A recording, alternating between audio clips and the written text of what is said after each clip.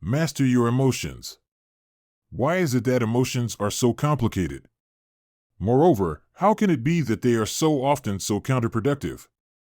Put otherwise, why is it that sometimes emotions can be so overwhelming that it becomes almost impossible to control them?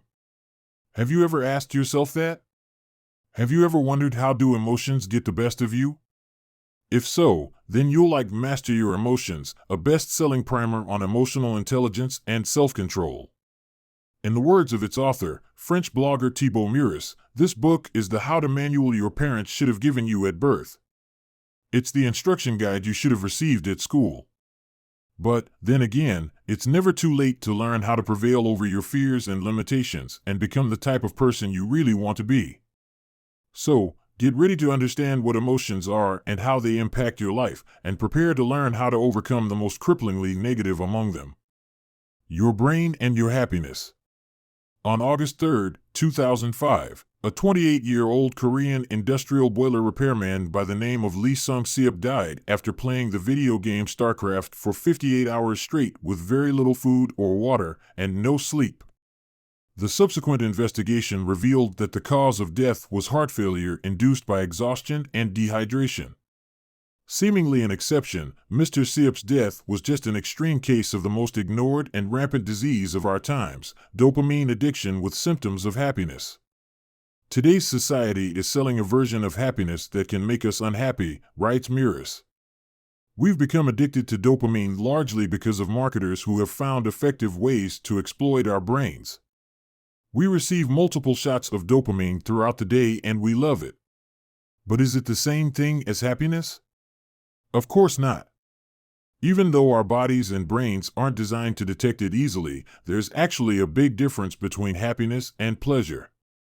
Given permission to self-stimulate their pleasure centers, people tend to do it an excessive number of times, an average of 40 per minute. Just like Mr. Seop, they seem to prefer such stimulation over food and sleep, even refusing to eat when hungry. Why?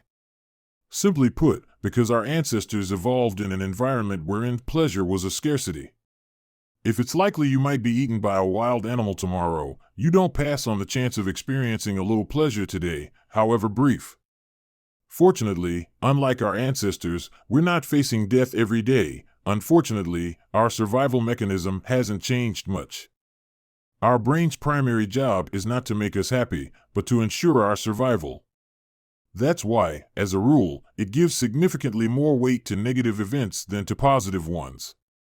As often as it prefers short-term pleasure over long-term happiness, it prefers to delve on the one rotten tooth over the 31 that work just fine. It makes sense, after all.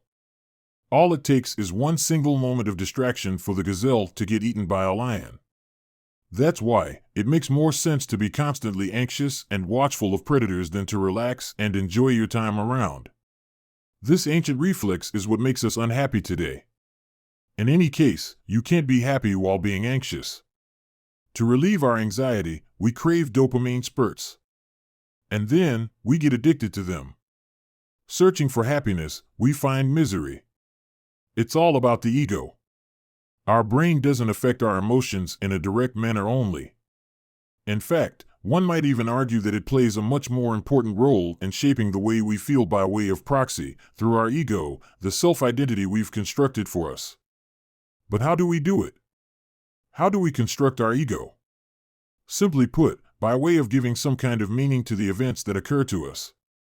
In themselves, events have no meaning at all. It is us who give them value through interpretation. We decide what is important to us, and by doing so we make it a part of our identity. Of course, such attachments have consequences. For example, if you identify strongly with your religious beliefs, you may become offended when someone criticizes the Bible, the Quran, or the Upanishads. Just think about how strange that is. Even though your ego has no concrete reality of its own, it's so powerful that it can make you feel actual emotions. This wouldn't have been a problem if your ego was benevolent and working to your benefit.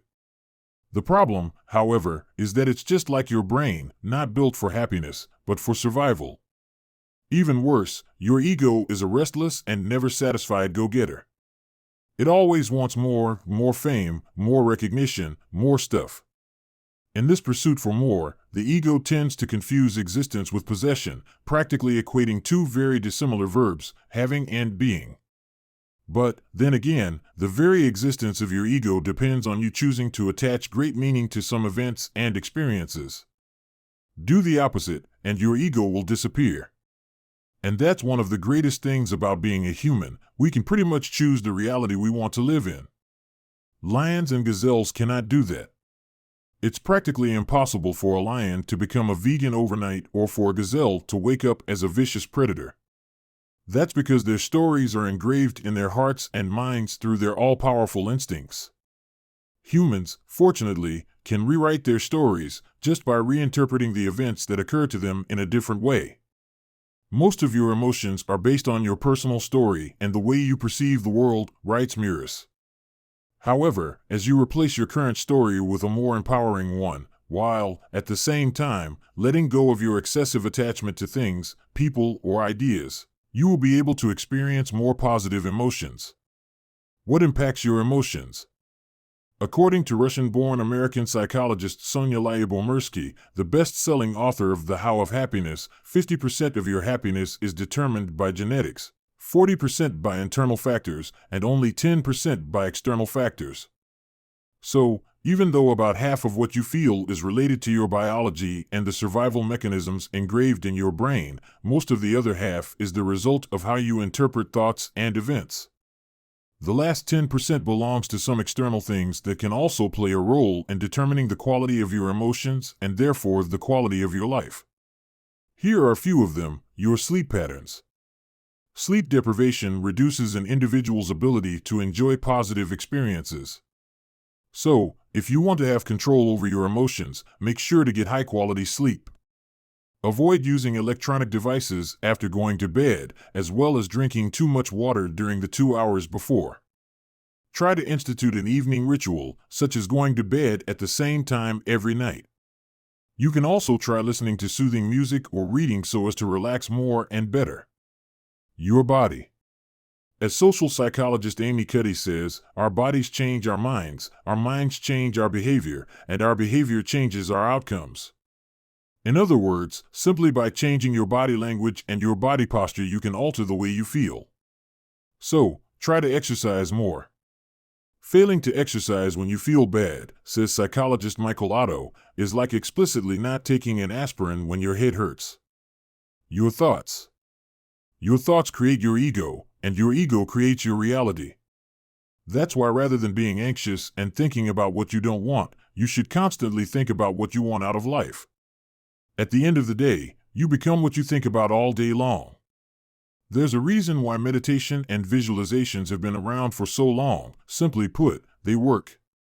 Your words. Just by using some words and phrases such as could, try, or if, you're setting yourself up for failure. Use I will, definitely, and without any doubt instead. Also use positive affirmations because it has been shown that they can condition your mind to act in a certain way. Your breathing. Most people don't know how to breathe properly. Eastern sages, on the other hand, have known for centuries that different breathing techniques can induce different emotions. Indeed, studies have shown that whereas slow breathing reduces anxiety, rapid breathing relieves stress. Use the power of the internet to learn how to breathe. As everything else, it's a skill. Music. Music has numerous psychological benefits. Not only can it reduce stress and improve cognitive performance, but it can also help you relax when you're tired or make you feel better when you're sad. Moreover, some songs, such as, say, the themes from Rocky or Karate Kid, are inspiring and can help you get through an interview or persevere when you're at the gym. Don't ever underestimate the power of music. Sometimes, taking control over your emotions starts with hearing the right beat.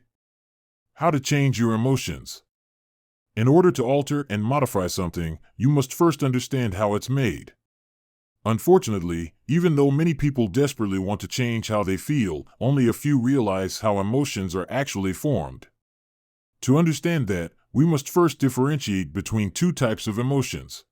The first type are externally triggered spontaneous emotions, such as instinctive fear when you see a bear, or the butterflies in your stomach when you see your crash. These are the emotions that keep us alive and going. They are there because of the survival mechanisms inside your brain. You will never have power over them. The opposite is true about the second type of emotions, the ones you create in your mind by identifying with your thoughts. These are the emotions you need to understand better, because, fortunately, they are also the ones you can change. In essence, their formation can be summed up in a simple formula: interpretation plus identification plus repetition equals strong emotion.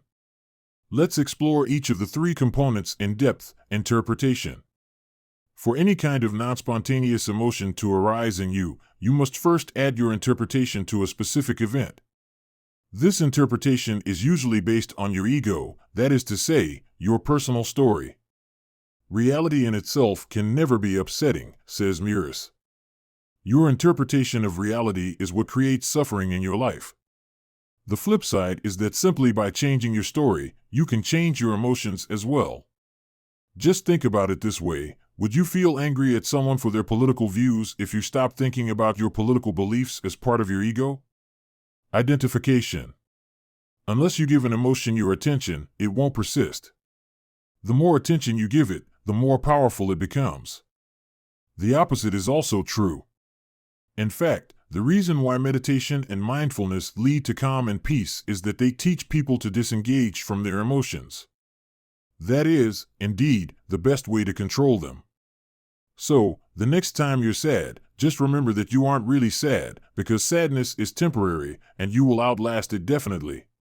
Your identity is your only permanent fixture. Your emotions, on the other hand, merely come and go, just like the clouds in the sky. You aren't a cloud. You are the sun hidden behind them. Or, even better, you are not your clothes, you are the body they cover. Repetition. Having the same emotions over and over again can lead to them becoming a part of your character.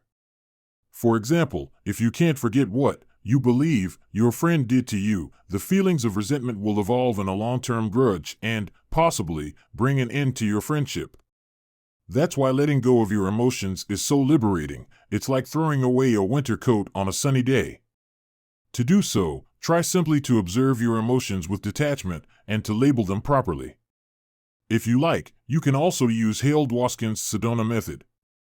It encompasses the following steps. 1. Choose an emotion and give it your complete focus. 2. Now, ask yourself whether you'd want to release it, allow it, or welcome it. 3. Depending on the answer, ask yourself when should you do it. The only valid answer should be now. 4. Repeat the process as many times as necessary. As simple as the Sedona technique might sound, it's very effective. Because it opens the eyes of the mind to the most important truth you'll ever learn, that you are not your emotions, and that they can be under your control. Final notes. Not all books need to be revolutionary to be impactful. Master Your Emotions is proof of this. Brief and simple, it offers absolutely nothing new or revelatory. But it's still an informative, stimulating read.